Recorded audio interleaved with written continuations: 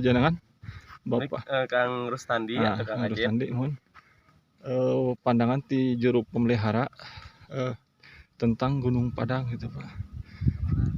Mohon mangga situs Gunung Padang upami ninga kana salah sawios cerita folklore atau cerita turun-temurun masyarakat sekitar bahwa sarasna sanes sekedar tempat bermain atau sekedar foto atau selfie, tapi secara cerita turun-temurun tempat ini adalah sebagai tempat keramat. Oh iya. Tempat sakral, tempat jarah atau tempat tirakat atau tempat berdoa.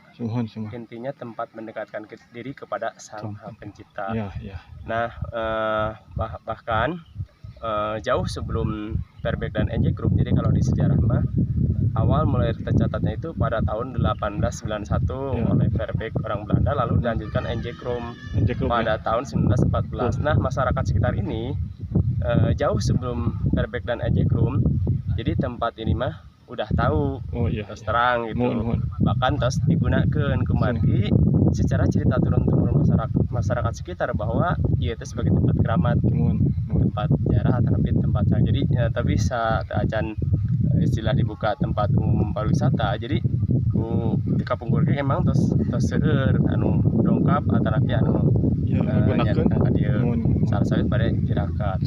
Nah, situs Gunung Padang salah sawios bangunan, tetapi sanes bangunan anu kaluhur. Jadi teu aya tihangna, teu aya atapna, tetapi berbentuk punden berundak. Jadi salah satu bangunan tanpa aya atap, tanpa aya tiang. Sejenis candi atau piramid itu Pak? Menurut hasil kajian berbagai disiplin ilmu bahwa saurna situs ini dibuat jauh sebelum piramid dan candi. Yaitu di zaman era prasejarah, zaman tradisi kebudayaan megalitikum, zaman batu, di zaman sebelum mengenal agama dan tulisan. Nah, tempat ini digunakan pada waktu zaman dulu oleh nenek moyang atau leluhur, digunakan yaitu sebagai tempat peribadatan atau tempat pemujaan leluhur. Oh, jadi dalam istilah semakin atas semakin dekat kepada Sang Pencipta. Nah, begitulah. Jadi mereka salah satu perilaku peribadatan atau pemujaan itu ditempuh atau dilaksanakan secara bertahap. Pertama di awal dari teras pertama, fundamen yang dasar. Ya ada nama aula. Pertama dari sini. Terus teras selanjutnya kedua, ketiga, keempat sampai yang paling sakral mereka diakhiri di teras kelima. Singgasana itu.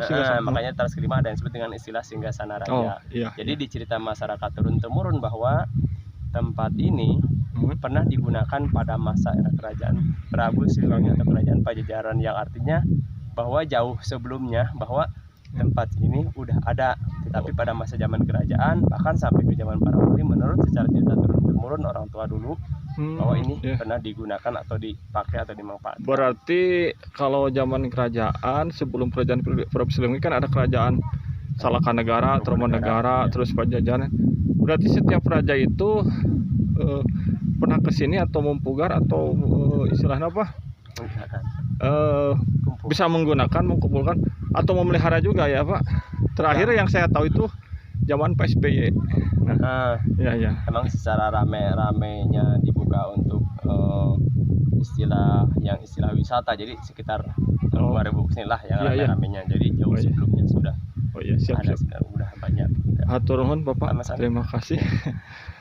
Dari saya juga bukan hal sejarahnya, saya itu sangat cinta kepada peradaban nenek moyang. Mungkin juga saya itu mupusti, merawat, tapi bukan arti menggusti. Tapi saya ingin merawat, memulai lah. Gitu. Terima kasih Bapak. Hatur nuhun, sampurasun. Assalamualaikum warahmatullahi wabarakatuh.